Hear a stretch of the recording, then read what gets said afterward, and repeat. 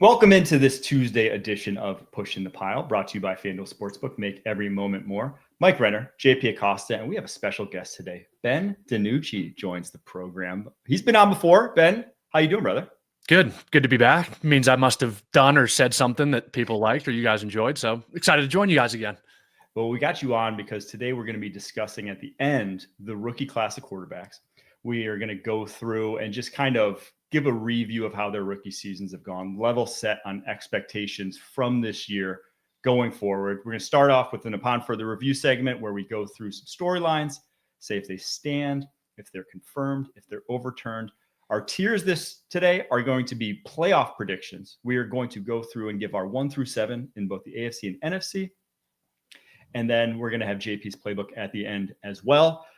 Fellas, I woke up this morning and we usually do a little Monday Night Football recap because we're recording on Tuesday mornings, and there was 4 inches of snow on the ground. I screamed as I went down the stairs. I said, oh my God, because my car is outside just completely covered. And it made me think, JP, have you ever had snow in your life? Have you ever been a Florida resident? Have you ever been around snow? I've seen snow, like legitimate snow, once in my life. I lived in Chicago in grad school, and there was snow. And we went outside. I threw a couple snowballs, made a snow angel, and was like, all right, I've had enough snow. I'm going to go enjoy it from the heat inside. So I've seen it once. I've had enough of it. The waking up to snow and your internet being out would have been electric if I was like 12 years old, because all Cincinnati schools were canceled. And I remember like growing up in Illinois that every time there was a snow day, it was the best. You would go sledding, and I love sledding. But as an adult, it doesn't hit quite the same. I feel like almost, is it wrong as an adult to go sledding? Can an adult go on a hill without kids? Is that weird? Yeah, if you get a big old toboggan, Ben, you're shaking your head. I'm all for it. I mean, okay, first snow I get in Denver, I'm going to be out with the next door neighbors. Everyone's under 10 years old. I'll have my sled and I'll entertain them. I mean, it sounds like we had a nice little 2-hour delay anyway this morning, so it kind of worked out well. All right, let's get to upon further review here. And we're going to start with this. After last night, Drake May, another fantastic performance. Drake May, upon further review, is winning the MVP. JP, I'll start with you. I'm going to say this one stands. I'm not going to confirm it yet because Matthew Stafford is still playing really high levels of football. I think Jordan Love is really coming on strong to finish the season. But what Drake May is doing for this second-year quarterback with a receiving core that isn't exactly as talented as the other upper echelon passing games, he has taken his game to a whole nother level. He's avoiding sacks at a really high rate. He's still one of the best deep ball throwers in the NFL. And he has this Patriots team on the verge of not only making the playoffs in his second year, but they're going to have home field advantage given the rest of their schedule. And if you can get that, if you can make a deep run into the playoffs, it feels like he's going to win MVP this season. And he rightfully deserves it for just his growth from young, promising quarterback to an elite one.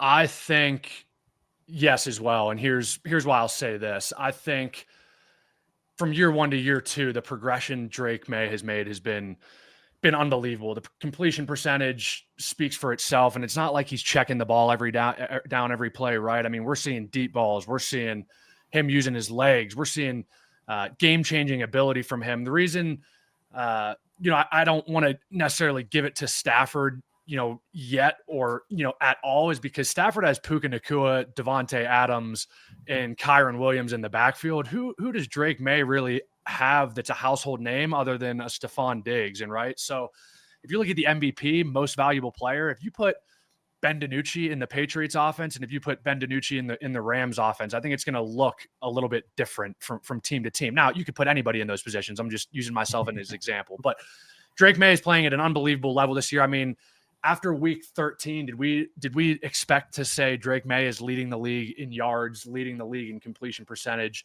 4th in touchdowns, and 4th in QBR? I mean, no. So I think that kind of just speaks for itself, what he's done for this team. They've won 10 in a row. He's playing really good ball. And he's got one game this year where he's been below 65% completions. I mean, that's bonkers in any league, in Madden, in college, let alone the NFL. So I think Drake May is the front runner. I think he'll stay there, and I expect him to play really good ball here down the stretch. I think I'm going to confirm it. It's hard if a guy averages, so he's 2nd in yards per attempt, 1st in yards, 1st in completion percentage. And here's the thing, no one's going to be head and shoulders above him from a statistical perspective by the end of the season. He'll be neck and neck with whoever's up there. Yeah, Stafford's probably going to have more touchdown passes, but he's not going to have the raw yardage totals or the completion percentage that May has. And then in voters' minds, the tiebreaker almost always is supporting cast. And he's going to win that tiebreaker with anyone he's up against, whether it's his offensive line, whether it's receiving core. You're going to look at that supporting cast and say, May is doing more with less than the other guys. Now, what they won't see is the fact that the thing we've said a bunch, and we saw again last night, he's playing some of the worst slate of defenses of any team in the NFL. They have had so far and away the easiest schedule in the NFL this year that it is almost comical at this point. And down the stretch, it's not getting too much harder with the Bills, Ravens, Jets, Dolphins. Those are 4 more games against teams that are not top 10 defenses. And if you go through his schedule, there's like one team, I believe, that's top 10 in the NFL, one top 10 defense that he's faced all season long is the Cleveland Browns. That is an unbelievable slate to go 17 games and face only one. He's living right, but again, I don't think voters are going to take that into account. They're going to take supporting cast into account, and because of that, I'm confirming it. I think he's got it at this point. Yeah, and I think with the supporting cast and with the schedule argument, relative to what the Patriots are offensively, like there's no reason why, like we say, like, yes, those defenses are very bad. The Patriots were also a very bad offense last year and only added Stephon Diggs. Like last night against the Giants, Will Campbell and Jared Wilson, they're starting left tackle, left guard, were both out of the game, and it truly did not matter in at all because of how well Drake May played. So I think there is an argument with he has the weakest defensive schedule in the NFL. If you look at who the Patriots have on offense relative to who they're playing on defense, it should be a lot fairer. It's just the quarterback is playing at an extremely high level. He's tilting the balances in favor of the Patriots with his play. Let's not forget that they added Mike Vrabel and Josh McDaniels back into this mix as well. It's not just Stephon Diggs, right? I mean, I think you're starting to see the New England Patriots kind of take an identity after their head coach, the physical, the in-your-face, dominate the line of scrimmage. Drake May just kind of goes about his business. I enjoy kind of the press conferences, hearing him talk. He seems like he's made of the right stuff. I think a combination of getting the right guys in that building and in the right coaching staff. And I've said this a million times and I'll say it again, like the disparity from player 1 to player 5,000 in the NFL is not that big, right? The thing that makes teams and players great is the coaching. And you see it every Sunday. The good teams win because of good coaching, and the bad teams simply can't win because of, whatever it is, situational football, 2-minute, bad timeouts, whatever it is. So I think it's kind of been a perfect storm this year in New England. I think Drake May is capitalizing on all of it. All right, next one. Mike Tomlin will finish below 500 for the first time in his career. Oh, man. It hurts to say because Mike Tomlin has been sort of the epitome of consistency in the NFL, but I'm going to confirm this one. This Steelers team is not good. Like they're not talented.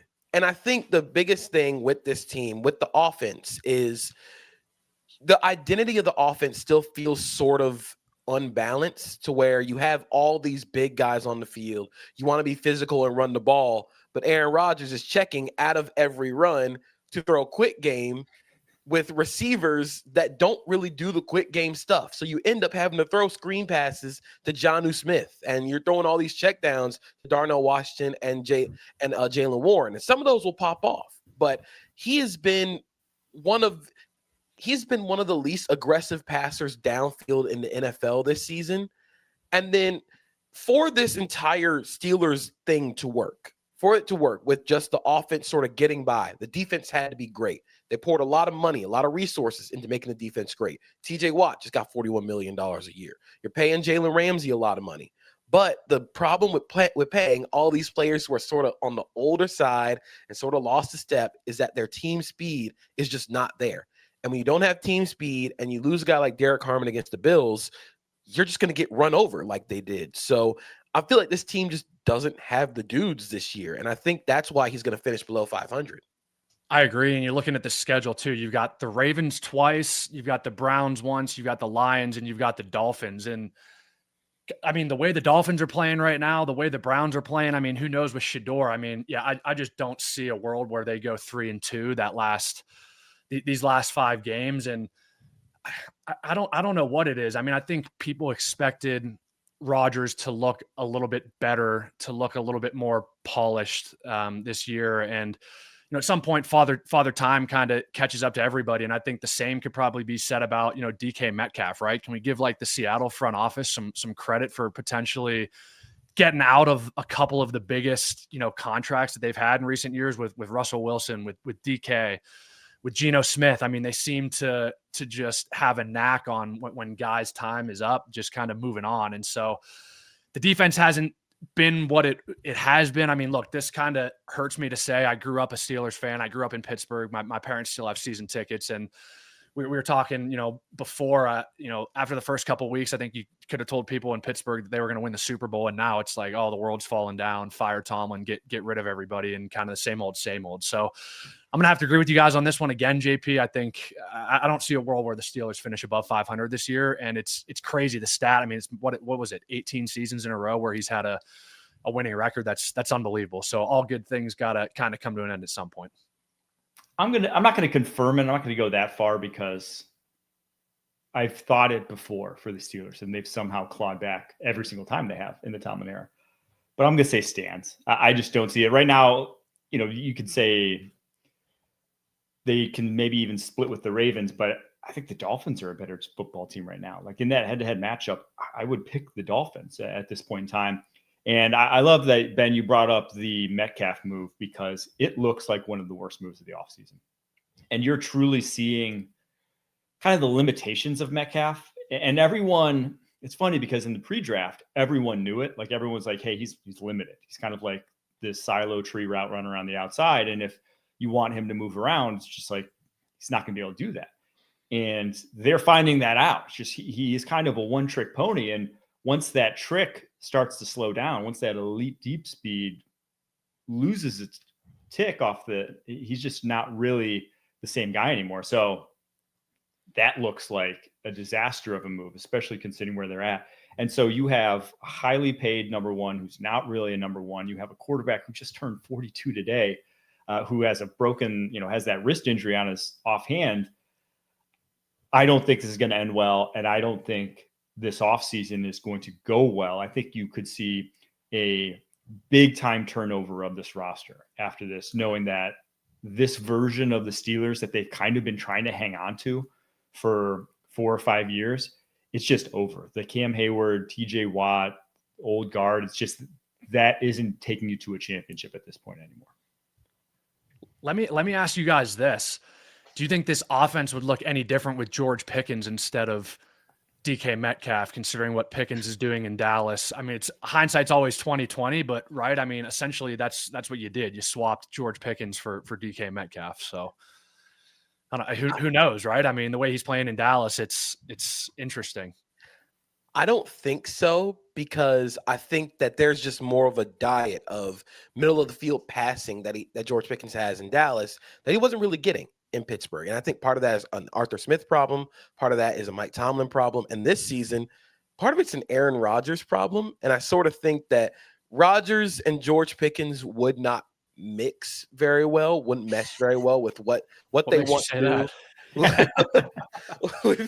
Though Aaron Rodgers is going to try and hot route him to a slant, and Pickens just like, no, I'm not doing that. Slant's Pickens' favorite route, so maybe that one would have worked, but every other route, I'm with everything else just not on the table. So I think they would sort of butt heads, but I just think Rodgers in this version, the 42-year-old version of Aaron Rodgers, just isn't a very sustainable way of winning at the quarterback spot. And like you said, father time comes for everybody. So they made a risk. They took a risk putting their playoff hopes and futures into a 41-year-old quarterback, and we're sort of seeing that pay off.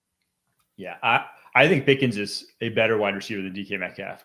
I don't think it would have. I agree with JP. I don't think it changed their fortune. I think George Pickens almost had to leave. Like he was kind of at the end of his rope in Pittsburgh. It was over, and only the problems there only would have been exacerbated this season with the Rodgers connection. So they did the right thing by Pickens and the right thing by the Cowboys by getting rid of him. But I don't think it would have changed the season at all for the Steelers. All right, next one. Mike McDaniel will be the coach of the Dolphins next season. I'm going to confirm this one. I think that with the way that the Dolphins are playing, they haven't given up on this season. They haven't quit. And I think that matters a lot. But also on the offensive side of the ball, Mike McDaniel gets the best out of all of their core players. He gets the best out of Devon Achane, who's playing incredible this season. He's getting the best out of Jalen Waddle, who is also having a very good season, even without Tyreek Hill. You can sort of see Jalen Waddle being the wide receiver one in this offense next season. And then I also think he gets the best out of Tua because this is the best offense for Tua at this point. I think a large part of what went wrong with Miami, I think the roster construction and sort of their inability to adapt has gone wrong. And of course, you can say like Mike McDaniel has been a large part of why this roster construction is the way it is. But like I said, the team hasn't quit. They've won 3 straight games. And given that they're probably not going to pick a quarterback early in this year's draft, I think you stick around for one more year, see if you can ride it out. I'm going to confirm that as well. I think, looking at the graphic right there, I mean, after the first 9 games, right? I mean, Tyreek Hill, I mean, just a lot of shuffling going on there. The last 3 games, I mean, these guys have played for Mike McDaniel on this team, right? And I think you've seen that 3 good wins. I mean, a Bills team who's very good, Commanders team are what they are, still a win, and then a Saints win last weekend. I will say this, I think the last couple of weeks are going to say a lot about this Dolphins team. They're going to New York, to Pittsburgh, and then to New England the last week of the year. And historically, Miami hasn't traveled really well to this kind of cold, weather end of the year, right? Playoffs, regular season, whatever it is. So I think these last few weeks will be big for them. I think Tua is still trying to prove that he's the guy for this offense and very much wants to, be that answer still long-term. I think McDaniel has got, guys kind of in the right spot. I think he's a good coach. And I think, the last couple of weeks you've seen guys, play for him and rally around him and win. So I think I'll confirm that. I will confirm as well. And to add, I agree with everything you guys said, but I'll add just one thing. He signed an extension last year. He signed through 2028. NFL owners aren't just going to go, and it's reportedly $3.5 million per year. NFL owners aren't just going to go throw $10 million down the drain if they don't have to. And with where the Dolphins are, it's not an attractive job. Colleges do that. NFL guys could do it too. That's true. But it's just not an attractive job. It's not going to be, it's not like you're getting Clint Kubiak there. It's not like you're getting the hot head coaching name. You're going to have to go for an afterthought because no one's really signing up for a quarterback who's one hit away from retirement with that much dead cap space that it makes too much sense given how they've rebounded since the Chris Grier firing to go ahead and keep Mike McDaniel next year. All right, next one here. The Dallas Cowboys are the best team in the NFC East. Oh man, I can't go to TV commercial on this. We can't go to commercial. This one's going to take an extended review. I mean, I think they're playing the best right now. I do still think that when Lane Johnson comes back, the Eagles offense will get an uptick.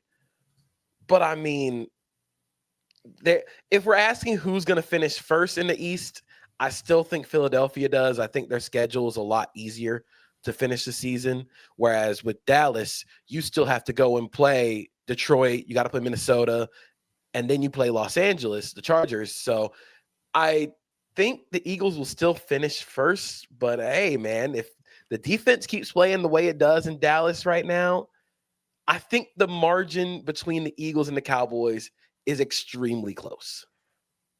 If the Cowboys beat the Lions on Thursday night, I think they're gonna make the playoffs. I don't think anybody wants to see this team in the playoffs. It's one of the most loaded rosters on offense in the league. They have 2 legit number ones. I mean, Dak's playing like a top 10 quarterback again the entire year. The addition in the backfield of Javonte Williams looks like a really good addition. And then, Quinnen Williams and Logan Wilson bolstering the defense. The last couple of weeks, this team has looked, totally different. And I would say considering what the Eagles have done the last couple of weeks, the offense is not what it was last year, right? It's predictable. They're not explosive. They're not scoring a whole lot of points. So I think right now, I mean, it's hard to argue that the Cowboys aren't the best team in the NFC East, right? I mean, they're kind of it's a playoff game for them every week of the season now. They gotta kind of win out, and they'll be able to, who knows? But I think right now, I think the Cowboys are playing the best in that division. I'm gonna say stands. Yeah, I do think Okay. so as well. And yeah, they had the home game against the Eagles, and it was a tight one, and that's not really why. But to follow it up with then beating the Chiefs, and I just think this defensive turnaround is real. And it didn't take much, right? It just took not being the worst defense in the NFL is all it really took for this team to be a legit contender. It feels like the 2 seed team from 2 years ago, truthfully. Like it feels like we're back to that team and what they had that year before the Packers beat them in the playoffs. So I think Ben hit the nail on the head when he said no one wants to face them in the playoffs. And if they do beat the Lions, it's Vikings, Chargers, Commanders, Giants into the barn. They could easily win those last 5 games again if they win on Thursday night. Massive Thursday night game. If they do, I think they are making the playoffs. Big if to Detroit, but we will know a lot more about them and if they truly are the best team in the NFC East after that game. I do want to give a lot of credit to Matt Eberflus, defensive coordinator for the Cowboys, for sort of changing his stripes mid-season. He's always been a predominantly 4-down, a predominant cover 2, a lot of quarters. And you saw early in the season, played a lot of cover 2, a lot of 4-down, really didn't change from that. Since adding Quinnen Williams, they've played a lot more 5-man fronts. They've had fronts with all 3 other defensive tackles, Quinnen Williams, Osa Odighizuwa, and Kenny Clark on the field at the same time. And that ability to just self-scout and do what fits your players the best, I think that's a sign of a really good coach. So I think Eberflus has done a really good job with the second half of the season. And if he can continue to keep that trend going, look, man, the sky's the limit with that offense. And I think to echo on that, like, I think the reason they're going so much more 5 down is when you go 5 down on defense, it's essentially creating 5 one-on-ones for the offensive line, right? When you do that, it's a lot harder for the offensive line to protect, to do what you're going to do on that side of the ball when kind of every tackle, guard, center, hey, I've got the guy over me. If I lose, right, there's a lot less leeway for error on an offensive side. So I think that's a good adjustment on his part. The thing that I'm going to be really interested to see here as the season kind of winds down is if that tie in week 4 to the Packers ends up kind of, messing up this run for the Cowboys. And I think that's why ties should be illegal. Ties should be canceled. Yes. My proposition is just have both quarterbacks go to like the 40-yard line and first one to hit the crossbar wins. Wouldn't that be a little bit more entertaining? Like after overtime, sweet. If there's a tie, all right, cool. Let's take Dak. Let's take Jordan Love. Both guys go to the 40-yard line. First one to hit the crossbar, you guys win. We should have the coaches run a foot race, run a 40-yard dash. Whatever it is. Yeah, sure. First one to the 40 wins. Yep. Seeing the third column with a 1 in it just like hurts my soul. It's just like, oh, get that out of here. I completely agree. No ties in football. Ties are for soccer. Keep them over in Europe. Last one here. The Giants will be the most attractive head coaching opening this offseason. I'm going to say it's confirmed, largely because the Dolphins aren't open up this season. And even then, I still have a lot of questions about what the Dolphins have roster-wise. But in New York, you have at least a promising quarterback, if albeit a little bit reckless quarterback, but he is very promising. You have a receiver coming back off from injury in Malik Neighbors. You have some fun pieces like Theo Johnson. You have a true bookend left tackle in Andrew Thomas. And defensively, this team is talented.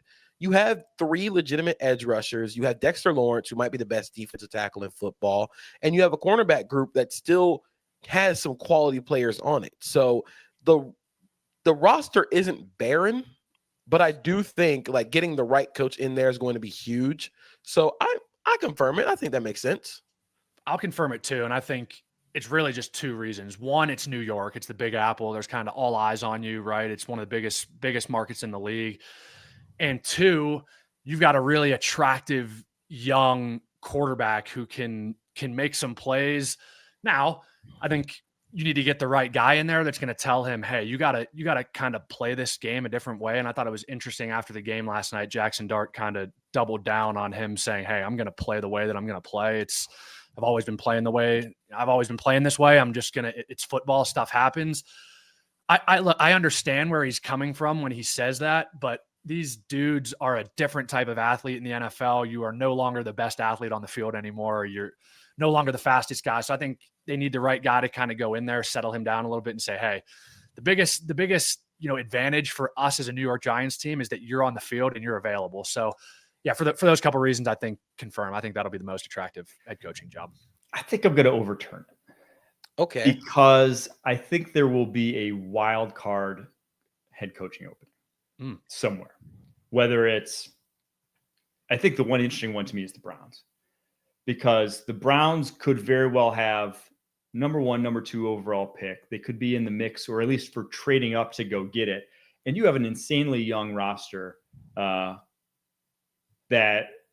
then the number 1 overall pick to build around it. I think the Browns are interesting, and I also think the Commanders would be an interesting one if that opened up too. Now, again, some long shot ones. I don't know if they will open up, but I just think there will be one that we don't necessarily expect, whether it's Commanders, Browns, Bengals, someone of that nature. And I think those could be more attractive than the Giants, depending on how the season wears on. But so I do have a couple more openings. I think like if they do open, I think I would take it over the Giants job. The first one is the Atlanta Falcons. You already have like a loaded offensive skill position room and a really young, promising defense. Figure out the quarterback, and you're kind of making it cook. The second one is the Arizona Cardinals. Again, figure out what's going on with Kyler Murray. Figure out what the quarterback spot is. But Marvin Harrison Jr., Trey McBride, Michael Wilson, and then a young, incredibly talented defense. If you can keep Nick Rawless around, that you could really make something happen in Arizona. What about the Steelers? Do you think there's any chance? I mean, I know we talked about it a little bit earlier, but do you think Tomlin's on the hot seat at all? I know the Rooneys don't really do that. I mean, it's kind of their MO to let the coaches go, but that could be an interesting one too. So it wouldn't be attractive from like what they have in the roster, but it would be attractive from the fact that they just have only had like 4 coaches in the last 50 years or something. So Coward, going Tomlin, the fact that opens, I do think that would be the most attractive purely because of the organizational stability standpoint. And one more, just in case, if the Bills flame out in the wild card and don't make the Super Bowl this year, that's the best job in the sport. If that job opens up. See, that's my thing. I think I can't tell you which one. I'd be lying if I could, but I think one owner crashes out on the head coach that, underperformed this season, and we get a job opening up that we just didn't expect. And then that Chiefs. It wouldn't be an owner crash out. That would be Andy Reid, Travis Kelce riding off into the sunset. Yeah. That would be fascinating. Not that would ever happen, but that would First Take would have a field day. Have a field day. All right, we're gonna take a quick break. That was upon further review segment. We're gonna get to a little playoff prediction, a little bracketology coming up right after this. You can't count on accurate expiration dates. No, that is a rookie mistake. Or the kindness of strangers. But thanks to CBS Sports, you can always count on Sundays with the NFL on CBS and Paramount+.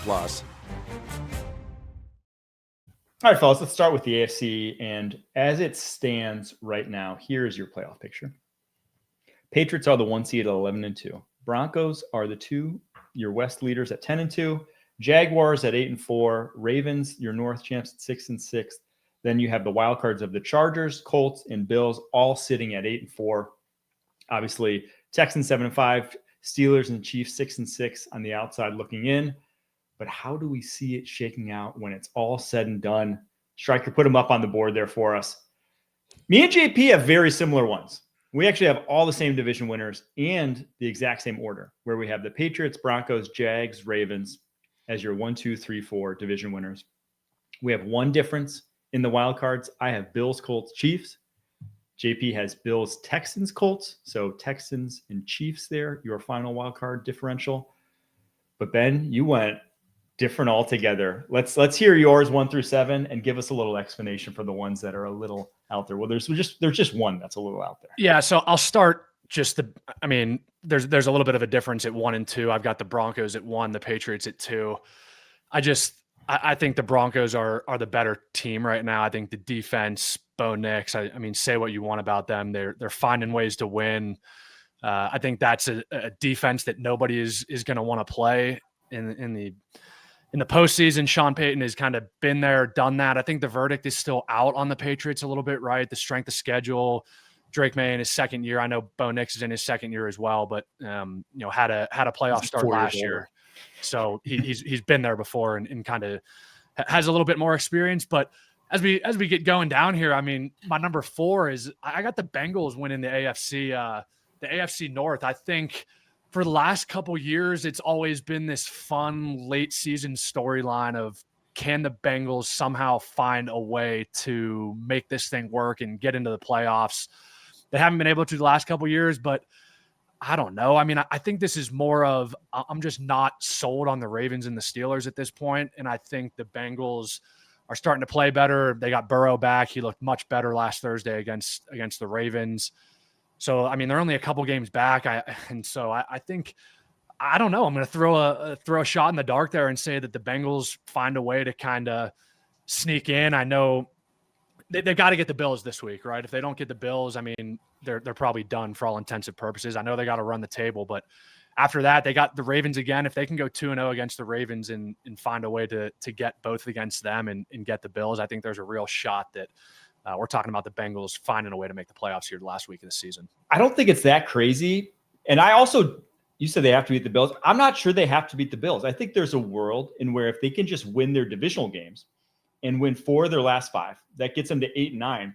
Because if they win their division games, which is the Ravens and the Browns going forward, they will have every head-to-head tiebreaker against the Steelers and the Ravens. They'll have the best divisional record amongst those teams. So because of that, I think there's a very real chance that if everyone finishes 8-9, it's the Bengals that get the tiebreaker then, and the Bengals that end up being your team. So they don't necessarily, the path's still there. Now, the defense hasn't all of a sudden turned into a world beater. In that Ravens game, it was more the Ravens beating themselves. But I don't think it's that crazy. It is crazy, but I don't think it's that crazy. I think there's still a very real chance, especially given how the offense looked with Burrow back.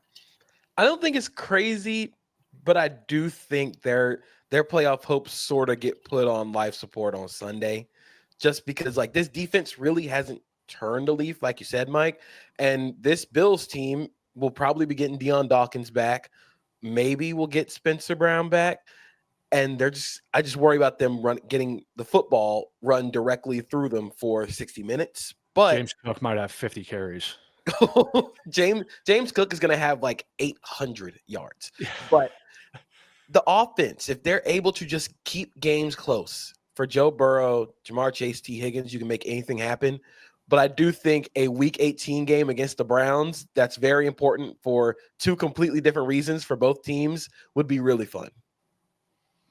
The other big difference that we kind of had here, I have the Chiefs as the last wild card. You guys have, or JP has the Texans, and then Ben, you have the Texans actually winning the division. I have the Texans out in the cold.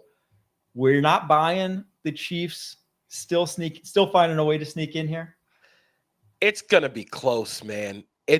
You have to win on Sunday night against the Texans. Like every game is a must win for this Chiefs team, but you still have Denver, you still have the Chargers, and you still have Houston on the schedule. If you win, I mean, you're going to probably beat Tennessee and Las Vegas to finish the season, but you have to win all 3 of those games. And for a team that's sort of walked the tightrope for the last 2 years, the fact that they are not winning those 1-score games as often as they were last year, that sort of gives me pause. I'm a little nervous about this team, especially on the defensive side of the ball where, the Texans have sort of turned a new leaf offensively. The Chargers still have one of the best quarterbacks in the NFL. The Broncos are playing incredibly good football on that side of the ball. So I'm just worried about all that 1-score luck sort of just running out. The only reason I didn't pick the Chiefs to make the playoffs this year is because I just think it would be a heck of a story for anybody else that makes it if the Kansas City Chiefs, Mahomes, and Andy Reid are not in the playoffs, right? If they find a way to somehow get in, all of a sudden it's okay. It's still the Chiefs. We got to find a way to beat these guys, right? It doesn't matter if they're going on the road. It doesn't matter if they're at home, whatever it is. It feels different for me this year. Mahomes, the deep ball hasn't looked as good as it has in years past. You're seeing offenses score on this Spags defense kind of at a different rate than, we're used to seeing. And I mean, the schedule kind of is what it is. So I think the Chiefs are kind of fighting uphill here. Not to say that they can't do it. I just think some other teams, the Chargers, the Texans, the Colts might be in a little bit of a better spot to leap in there. Now, I will say if the Colts keep losing, I think that's the spot that the Chiefs can get, right? Because they've got the tiebreaker over the Colts. So if you're looking at a spot or a potential team to kind of let it up, the Colts have been kind of sliding here the last few weeks, and the Chiefs have beat them. So I think that's your in for Kansas City. They still have to take care of business, but I'd like to see an AFC playoff picture where Patrick Mahomes isn't part of it. I think that'd be fun. And the Colts still have a Texans game, both Jaguars games, and the Seahawks. Their schedule is brutal. To finish the season. There's a world where the Colts could finish 8-9, right? If you go from 8-2 to 8-9 to finish the season, I don't know what you do if you're the Colts at that point, because you made to make the midseason trade they did for Sauce Gardner, hoping that not only would get them to the playoffs, but get them to a Super Bowl. To finish 8-9, serious stuff would have to change about that entire team. And I mean, you're not re-signing Daniel Jones. That's for damn No. I will give him credit though for playing through what he played through last. I mean, he looked pretty decent, all things considered, with a broken leg or whatever it is. I mean, that's. I mean, you got to have some stuff to you and want to be out there. So I'll give him credit for that. And again, the Colts haven't beaten the Jaguars in Jacksonville since I was 14. So it's, again, you got a real uphill schedule. The last thing I'll say about the AFC, if the Chiefs sneak in and get the 7th seed, that would be the absolute nightmare scenario for whoever gets the 2 seeds. It's probably going to be Denver. I was going to say, Denver has to play the Chiefs for the Denver third hosting time. Mahomes in the playoffs. You're like, oh, man. You got to try and beat these guys a third time? We'd have to get rid. They'd be petitioning. They'd be petitioning the rules committee to get rid of that 7th seed immediately next year. They'd be like, nope, well, get rid of it. We don't care about the extra revenue. All right, let's flip over to the NFC, where your current standings are the Bears as the 1 seed, as they have the tiebreaker over the Rams currently at 9-3. Rams, the 2 seed. Your West champions, Eagles, the 3. Your East champions, and then the Bucks at 7-5, your 4 seed. And the wild cards are the Seahawks, Packers, and 49ers.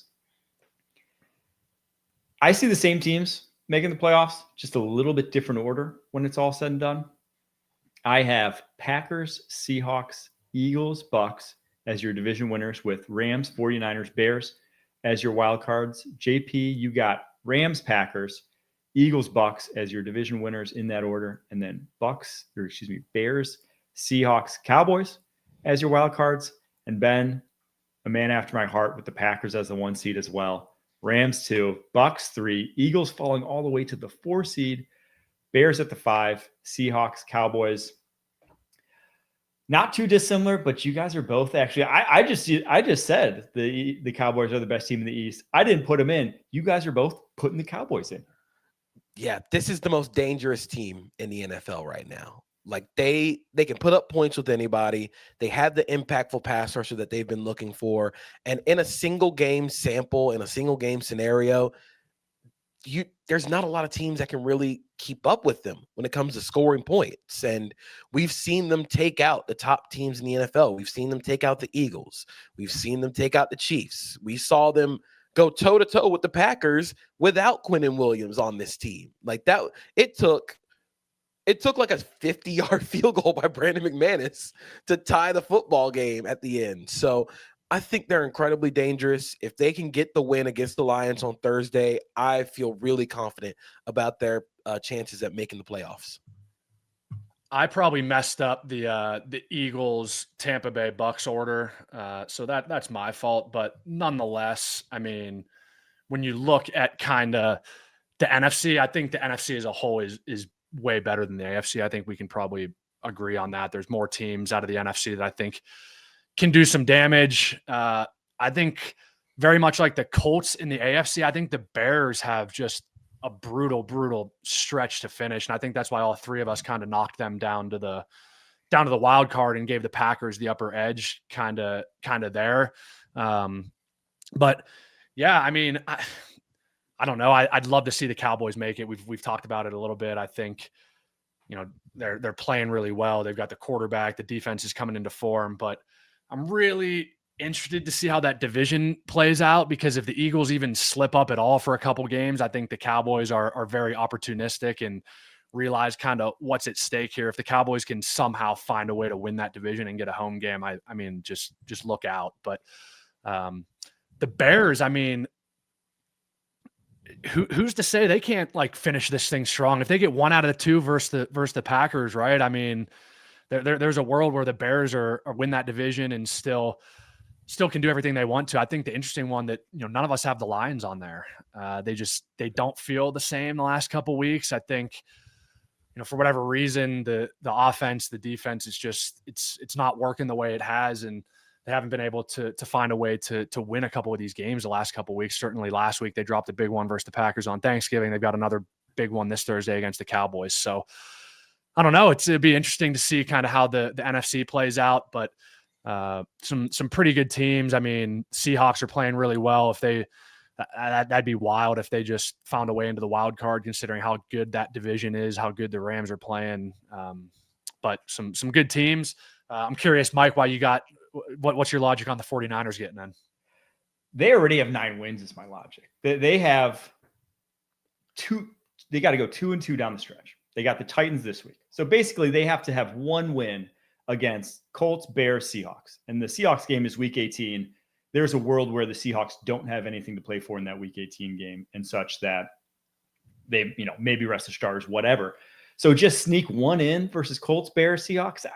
I think they do it. And so because of that, 11 gets you there for sure. 10 could even get you there. If you're the 49ers right now, could even get you into a wild card. But as you said, NFC is a much better playoff picture than the AFC. The NFC is going to have your 7 seed could be a team that could very easily win it all. Any of the wild cards could in the NFC.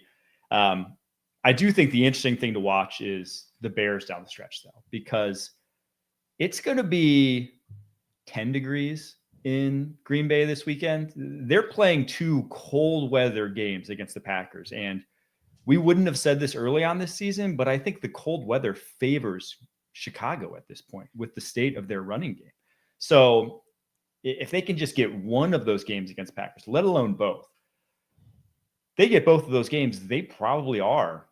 I mean, not probably are. They're going to be your North champions and are going to be either the 1 or the 2 seed more likely than not, which no one, I think, expected at the beginning of the season. So the Bears are going to be the most interesting team to me to watch down the stretch, kind of the Bears-Lions combo that comes to a head in that week 18 game, because both of those teams are, I think, I don't want to say unknowns, but both of them are teams that they could go either direction down the stretch. The Lions could rally, really go on a run, make the playoffs, and they still have as talented a roster as anyone in the NFC. Or the Bears, who, have played a relatively easy schedule. They almost lost to the Vikings a couple weeks ago, but then they beat the Eagles. They had this tough stretch to end the season. If they can get through it and, of their final 5 games, win 4 of them, they have to be going in with as strong a chance to make it through the NFC as anyone else. If the 49ers are able to make the playoffs, I still think Kyle Shanahan should be more strongly considered for Coach of the Year. But getting this version of the 49ers to a playoff spot without Fred Warner, without Nick Bosa, you missed Brock Purdy for most of the season. You missed George Kittle for most of the season. You didn't have Ayuk or Pearsall or Jawan Jennings at some point throughout the season, and you're still able to get not only to the playoffs, but like you said, they're going to get 10 wins without all those guys. This has been arguably the best coaching year Kyle Shanahan has had. So if they're able to, I mean, they've already beaten the Seahawks once. I think they split against the Rams. I don't know if they're still fully out of the division race. And if they win the division at this point, look out. All bets are off when it comes to the NFC right now. And it's super fun. Does anyone want to see Christian McCaffrey in the playoffs? I mean, my goodness, the dude every 40 single carries. week is just he's unbelievable. He give him 20 catches in 20 carries. But I actually think the most interesting team in the NFC right now is a team that no three of us had on that list. I think it's the Carolina Panthers. Oh yeah.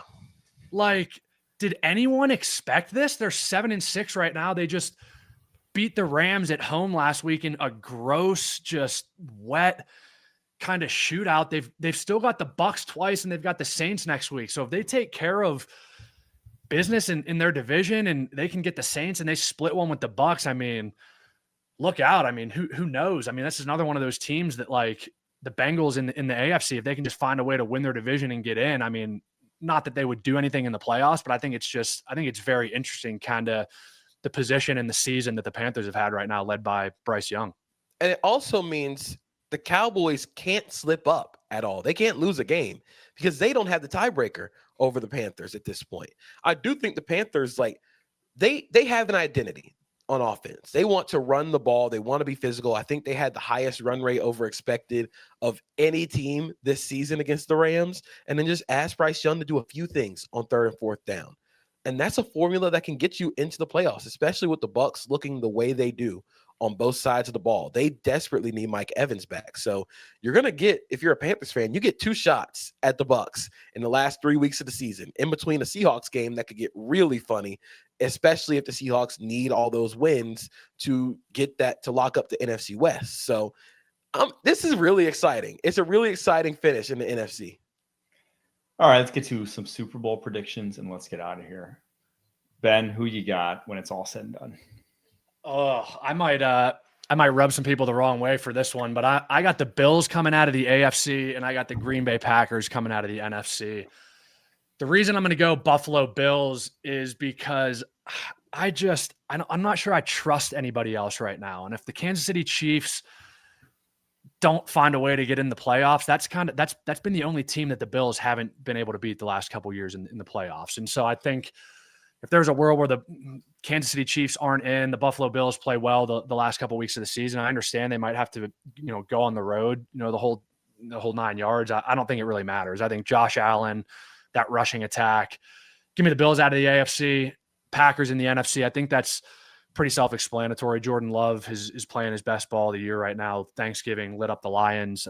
Micah Parsons is a game changer on defense. It still blows my mind that the Cowboys traded him before the season, but it seems to have worked out, for both sides. So I think the combination of, Green Bay, the defense, the cold weather, if you got to travel to Lambeau, it's one of the hardest places to play in the NFL. So I think Bills versus Green Bay. And I don't know, at that point, give me a coin flip. I think Josh Allen, this is the year they get it done. All right. Silence. I really considered the Bills for mine. I considered a lot of teams in the AFC for mine. So my Super Bowl prediction is Broncos Rams. And the reason I went with the Broncos is because the AFC sort of feels like a game of rock, paper, scissors, where like the Bills, good team, do not match up very well with the Texans, but match up great against the Broncos. Broncos, very good team, don't match up with the Bills very well, probably match up against the Patriots really well. The Patriots match up against the Bills really well, and also will be getting Milton Williams back to finish the season, but I don't think they match up against the Broncos or the Texans very well. I did strongly consider like a Texans like run if they make the playoffs, because if you let that defense in the playoffs, they're going to wreck shit on anybody. And then the offense is sort of finding their footing. But I'm going to go with the known commodity in the AFC, which is I know the Broncos defense is going to make every game a rock fight. You got to go to Denver to go win a game. And I just think the offense is going to find some sustainability. I like what they've done with using Evan Ingram. I think their receiving core is starting to step up this season. They're growing a little bit. And when they have the offensive line playing really well, it sort of makes Bo Nix just have to keep the wheel steady. And if he's able to keep the wheel steady, I think they're going to make the Super Bowl. And then the NFC, I feel like this Rams team is really similar to the 2021 version, with Matthew Stafford playing at an MVP level, 2 elite receivers, and a defense that can get pass rush on anybody. So when you have all that going and Sean McVay, I feel like they can make a deep run. So in that event of Broncos-Rams Super Bowl, I'm going to take the Rams. I think the Rams get another one. I think Stafford gets another one before riding off into the sunset with the Immortal Chamber. Man, it would be nuts if the Rams made it, because I thought post last Super Bowl, I was like, I almost thought it was time to blow it up, right? I thought there was no way. They were just so depleted in talent. Aaron Donald was going to hang it up soon. And there were the rumors of McVay like going to hang it up soon. If he rebounds to a Super Bowl, what is it, 2 years after there were those rumors of, hey, this is his last season, that would be, and 2 years after Aaron Donald, that would be incredible team building. Les Snead would deserve GM of the year. I think he still probably does for all he's done. And then they'd also get the Falcons' first round pick. And then yeah, exactly, right? You could win the Super Bowl and have maybe a top 10 pick. That on top of that would be great team building strategy. I am going to go a different route, though. I like the Broncos in the AFC. I just think the defense is so good. They have at least capable offense in a way that I trust them a little more. I just trust Bo Nix a little more than Daniel Jones and maybe some other quarterbacks in the AFC. I don't think they're just a complete zero offensively. And I'm going to go Packers in the NFC because they've bounced back to – they've absorbed the injuries at this point that they had offensively and are still looking like one of the best, top 5 offense in the NFL. They're getting those guys back soon here. They're getting Jaden Reed back. They're getting Matthew Golden back. To be a top 5 offense with Christian Watson and Romeo Doubs as your only options, I'm curious to see where the ceiling pushes when they do have the full complement. Now, Tucker Kraft's not walking through that door. They're not going to have everyone back. And defensively, Devontae Wyatt, I think, is a massive loss. When he was down early in the season, that was when the Cowboys game happened, right? And the Cowboys game was ugly. So I am worried about that. But Micah Parsons is still, as we saw on Thanksgiving, he can take over at a moment's notice. Few guys in the NFL can like that. And so I still trust him just a little bit more. But NFC is probably the toughest. I just feel like there's so few teams in the AFC that probably can make it through. I feel like anyone in the NFC can. I think all 7, 1-7, could be your Super Bowl representatives when it's all said and done. In a way, I sort of feel like that's sort of similar in the AFC, but not because like all the teams are overwhelmingly great, but all the teams in the AFC have a major flaw that can be exposed on any given Sunday. So I think like, I don't think whoever wins the AFC North is getting through. I don't think the team with an AFC North, unless Lamar Jackson gets healthy. Okay. If a healthy Lamar Jackson gets through, or in the Bengals case, if you got to play a game against Joe Burrow, Jamar Chase, and T. Higgins, just one 60-minute game, that's terrifying for any opposing defense because you're gonna have to score 40 to beat them in the playoffs. So I mean, anything can happen. I think all these teams are incredibly flawed. This feels like a year where we get like a wild card team from the AFC who just gets on a run, who goes on a heater to start the playoff run.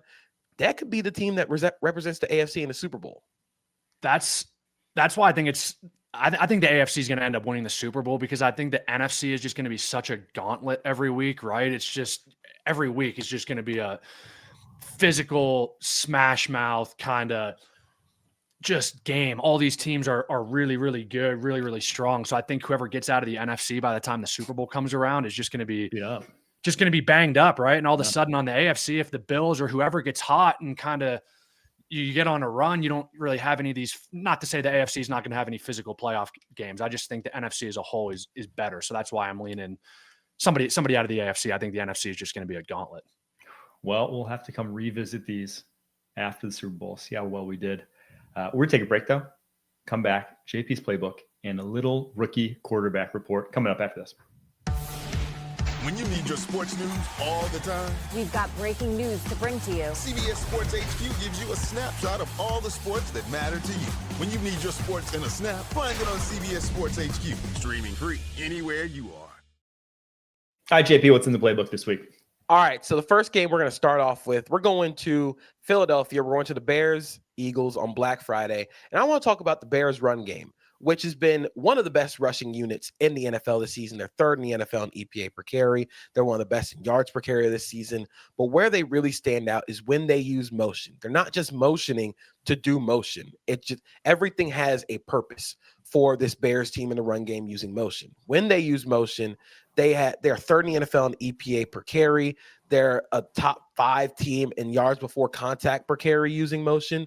And I love the way that Ben Johnson intentionally designs it and uses it to get tells from the defense and creates lanes. So this is a really cool play from the Eagles game. You're going to start off with the tight end off the line of scrimmage. You're going to motion him into the backfield in I formation. That automatically, as a defense, you're thinking so many different run concepts you can run out of this because there's no obvious tell. There's no obvious strength. Sometimes when offenses line up with a tight end on one side, no tight end on the other, you're thinking a whole lot of, if he's off the line of scrimmage, you're thinking counter the other way. You're thinking like split zone. There are only a few things you can run. With I formation, the way it is, there's so much left open right now. So keep rolling the play.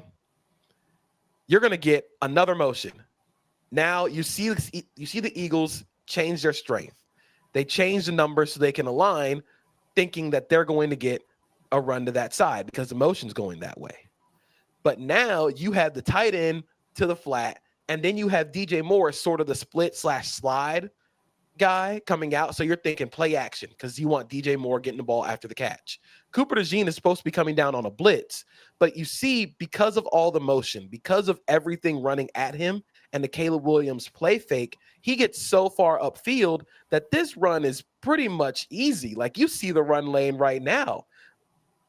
I don't think I could run through that, but any NFL running back. Yes, you could. Come on.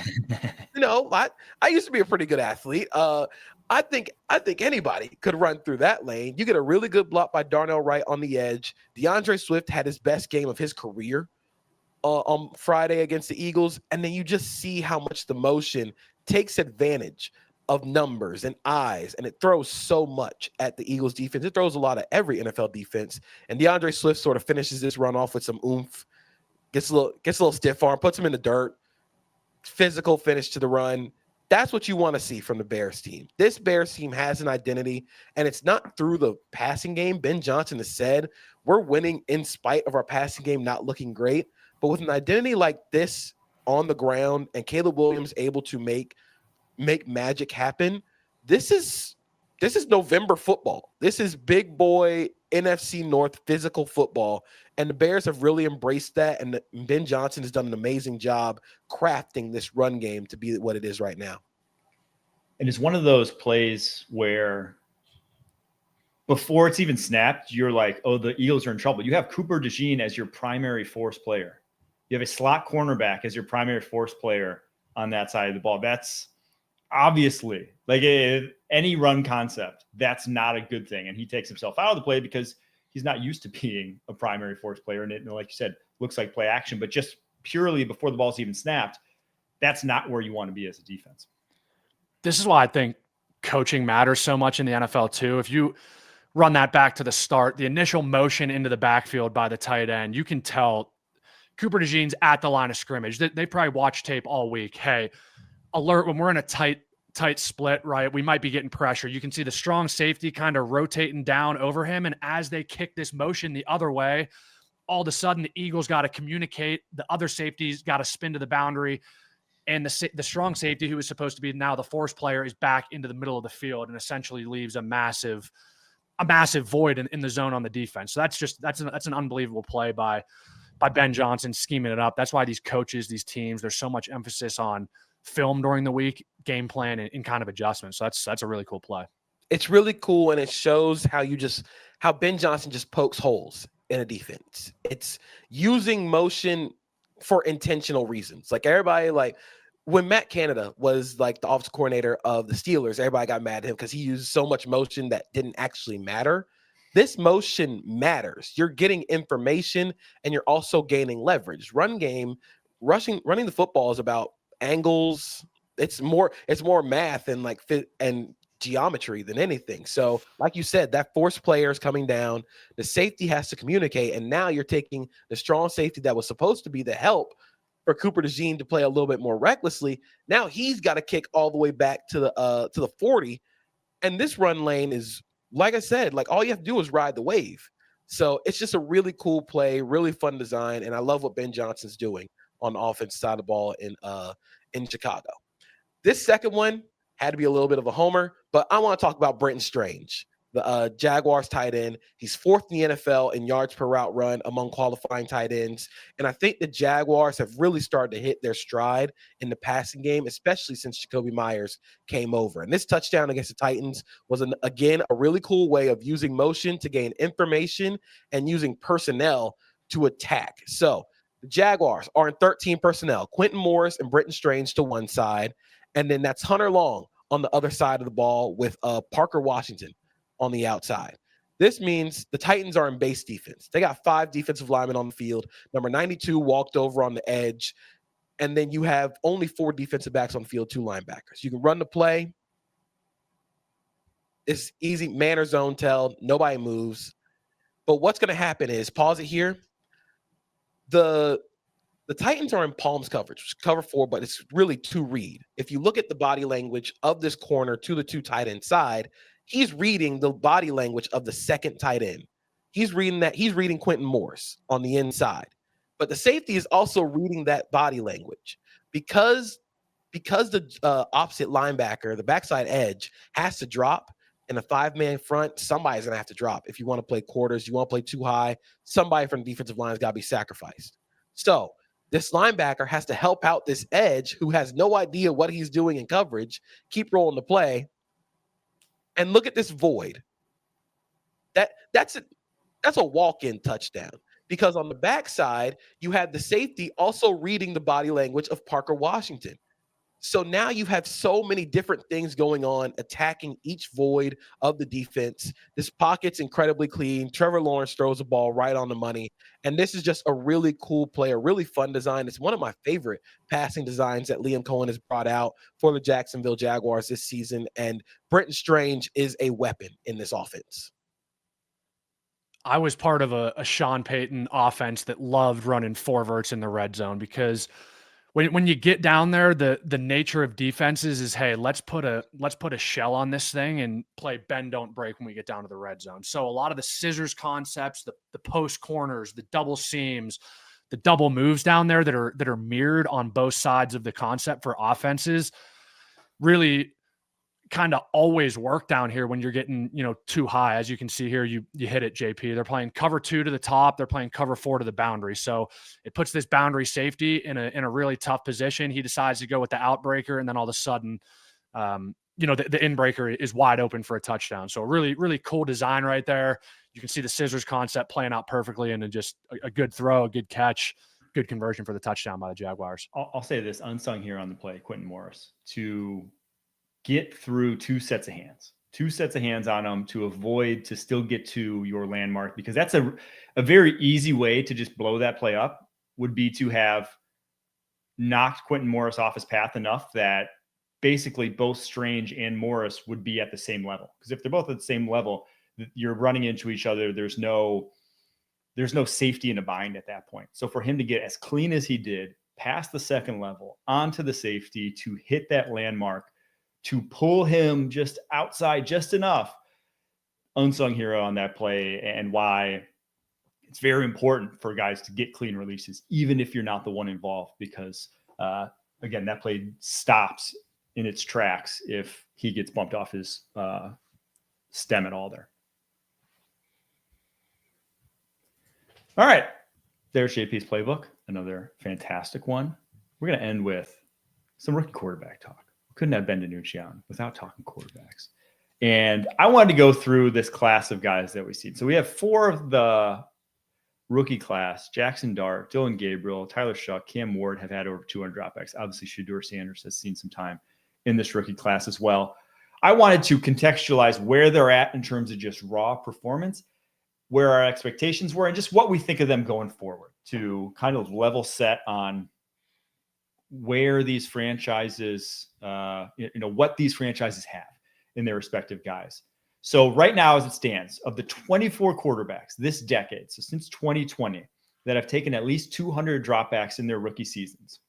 In terms of EPA per dropback, Jackson Dart is 4th at this point, behind only Jaden Daniels, Brock Purdy, Justin Herbert, slightly ahead of CJ Stroud, Mac Jones, and Joe Burrow. Not bad company to be in. Really, one of those 7 hasn't quite worked out. So obviously, that's a good sign for anyone in their first season to be in that company.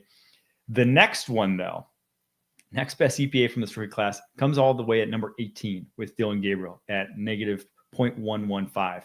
His contemporaries in that, guys like Davis Mills and Justin Fields. Tyler Shuck below him at negative 0.128, and Cam Ward below all of them at negative 0.162. His contemporaries, guys like Zach Wilson and Bryce Young. Not great, obviously, but Ben, I want to hear your thoughts to start here. How comfortable, let's start with the first rounders, Cam Ward and Jackson Dart. If you are a fan of either franchise, how happy are you going forward? How much do you believe in these guys in their franchise quarterback status? I'll start with the Giants and Jackson Dart first. I think if you're a Giants fan, you've got a lot to be happy about, right? I mean, Jackson Dart for his numbers to be that well this year on this list, 4th. I mean, look at the names around him: Daniels, Purdy, Herbert, Stroud. Mac Jones had a really good rookie year. Burrow. I mean, the list goes on and on. Those are all bona fide, starters in today's day in game. And so for Jackson Dart to be able to do that really without a number 1 receiver in Malik Neighbors, Scadaboo's been hurt the last couple weeks. The defense hasn't panned out. I think there's a lot more room for excitement if you're a Giants fan, if you're a Jackson Dart fan. Now, hit it a little bit earlier, he's going to have to learn how to kind of take care of his body and minimize some of these hits. But I've seen a lot to like out of Jackson Dart, the moxie, the leadership. I think he's made of the right stuff. The arm is lively. He's actually a lot better of an athlete than I thought he was. I mean, you don't always get to see that in college. Some of these offenses aren't necessarily tailored for the NFL, so it's hard to really tell who the athletes are. But I think Jackson Dart's done a really good job this year of what he's been given. And I know the wins aren't what they are. They've blown a couple fourth quarter comebacks, a couple fourth quarter leads. The win and loss column could look a little bit different, but I've been impressed with Jackson Dart. And then on the other side, I think if you're a Titans fan, it's tough, right? Your head coach, most of the time when you're a number 1 overall pick, you're not going to an organization, a team that is suited to win right now, right? So the quarterbacks that go into these teams and are able to turn teams around year 1, a Joe Burrow, a CJ Stroud a couple years ago in Houston, these are like the outliers, right? And so I think if you're a Titans fan,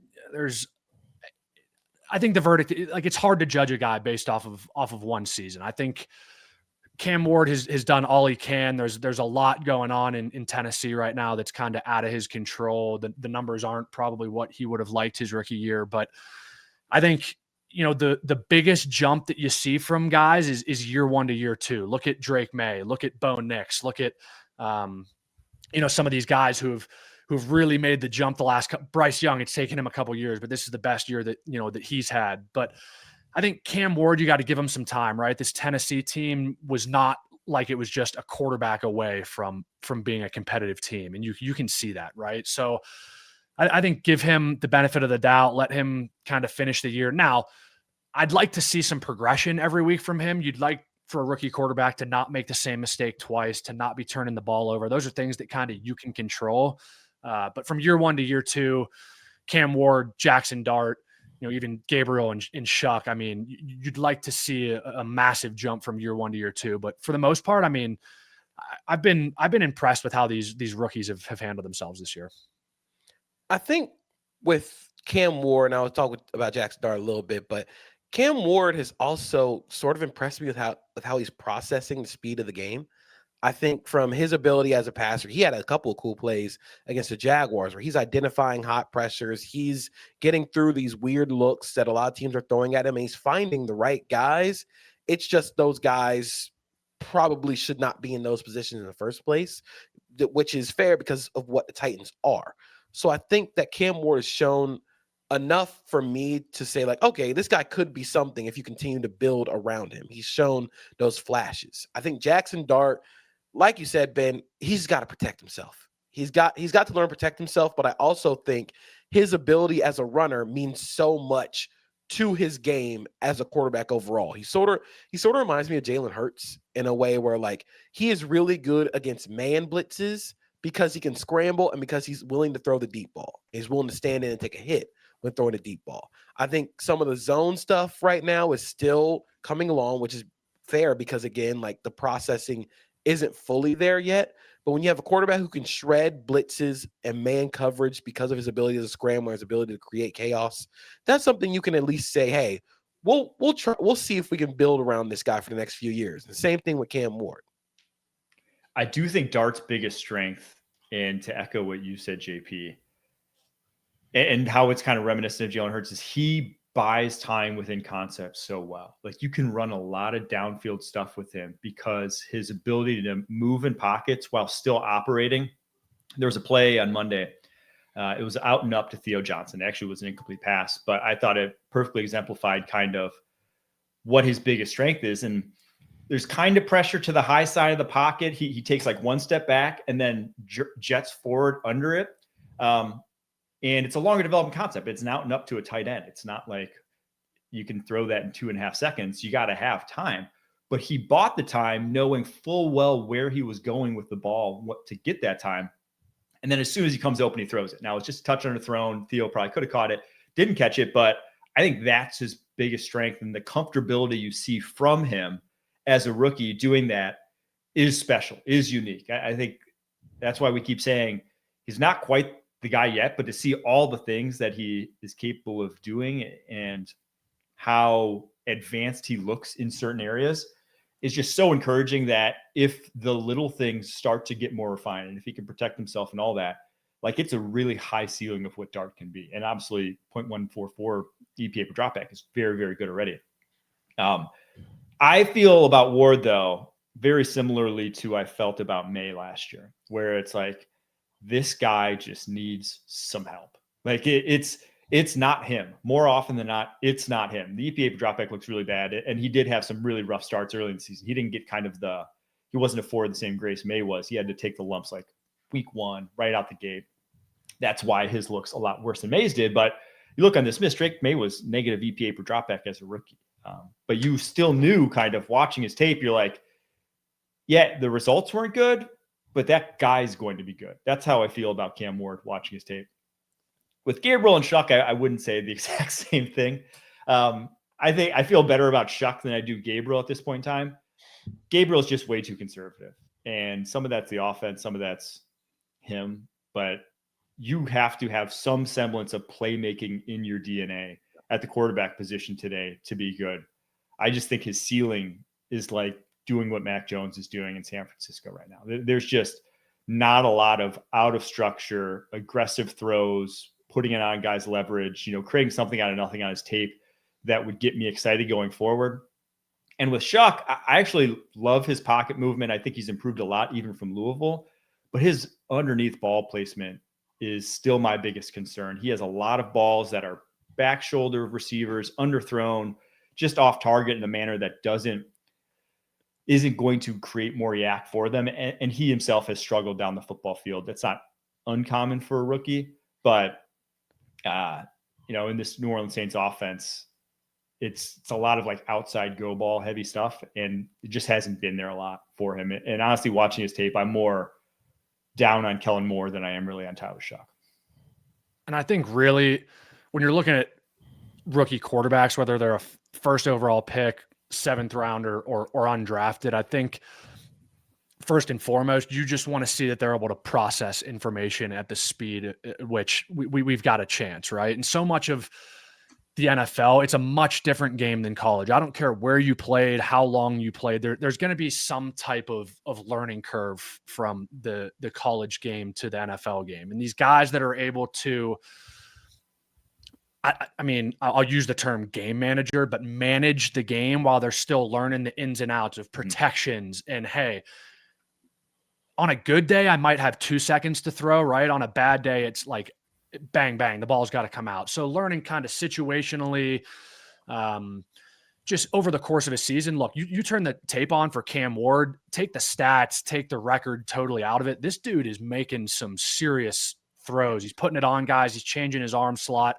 I think he needs to calm down the feet and the eyes a little bit like Caleb Williams last year, right? But you're seeing Caleb Williams this year. All of a sudden, the eyes are tied to the feet in the pocket and progressions. He's slowing down, taking completions, and the game has changed for him. So first and foremost, I think just the processing of Jackson Dart and Cam Ward has been really fun to watch. And I do actually think Ward's kind of pocket feel has gotten a lot better from early on in the season. I think his clock was really bad early on in the season. And you still see like the rare random play here and there. But I think on the whole, he's gotten more consistent with it as the season goes on, which is just all you really want to see, right? If a guy's just going in the right direction, you continue doing that, you'll be as happy as heck. I want to focus in on the Saints here for just 1 second, then we'll get out of here. If they don't have, so they're currently sit at number 3 overall. If they are not in striking distance, say they end up, because they have some easy games left, or easier. They have the Jets, they have the Titans still on their schedule. They got the Falcons, who at this point are kind of hapless. Say they win 2 of those. Say they're picking around 8, 9. Do you force quarterback at that point, or have we seen enough from Shuck and Rattler that we're just like, hey, let's ride into next season with those guys again? I feel like the first question here is Arch Manning gonna declare? Because if Arch Manning declares, they're gonna force it. They're absolutely moving in heaven and earth to get Arch Manning. But I think given this quarterback class, if there are maybe like 3 guys, then I say they're gonna try and go get one. Especially because at the top of the draft, if they finish around like the 7-8 spot where the Cardinals are, you're still behind the Browns, Raiders, and Jets who all need a quarterback. You got to try and get ahead of them. And both the Jets and the Browns have the multiple picks to go up to number 1 if they wanted to. So maybe you can do something to try and move up to get a quarterback, especially if there are 3 of them in this draft. But if we only get like Fernando Mendoza and Dante Moore entering this draft as like the 2 guys, I say don't force it, especially because I don't know what's going to happen with Kellen Moore. I don't know what's going to happen with Mickey Loomis as the GM of this team. So the worst thing you can do is bring in a rookie quarterback with a coach that you don't really like and a GM that isn't very good at his job, because we've seen what happens with the Titans. Outside of the GM, the coach that you really didn't want to keep around for a year, you end up firing him after 5 games, and now you've just lost that season of QB development. To start, one, I don't think Archie's going to come out this year. I think that would be, I agree. I just don't think that would be smart, right? Like, just stay in school, just have another year. There's no reason to come out this year. Second, I think a lot of what the Saints plan on doing in next year's draft is going to depend on how Tyler Shuck finishes this year, right? Take the wins, the losses out of it. If he improves every single game the next couple of weeks and shows you, hey, we've got something here that we can build on, I don't see any reason why they would trade up to go get a guy like a Mendoza or a Dante Moore, right? I mean, the thing that I've questioned about the Saints this year is, and now I might be a little bit biased, I was there, I got cut, but there's no veteran leadership in that quarterback room. I was with Kellen Moore in Dallas. I knew the offense. I've kind of been around. I knew how the quarterback room works, whatever. They've got Tyler Shuck, who's a rookie, Spencer Rattler, who's a second year, and their third quarterback is Jake Haener, who's in his third year. So there's a bunch of guys in that quarterback room who are all kind of trying to figure this thing out together and learn on the fly, learn a new offense. There's new coaches, there's new players. So there's a lot of moving parts. The biggest thing that Tyler Shuck can do to help himself moving into next year is take completions, take care of the ball, put your team in a position to be successful and have a couple chances to win a couple games here down the stretch. It'll be fun to watch. Either way, I can't wait for draft season, fellas. All right, there's your show. We will be back on Thursday previewing all the Week 14 action. Thanks so much for you guys for tuning in. Thanks so much for Ben DiNucci for joining the show. Always. It's a pleasure. Sometime soon. Until next time, keep pushing.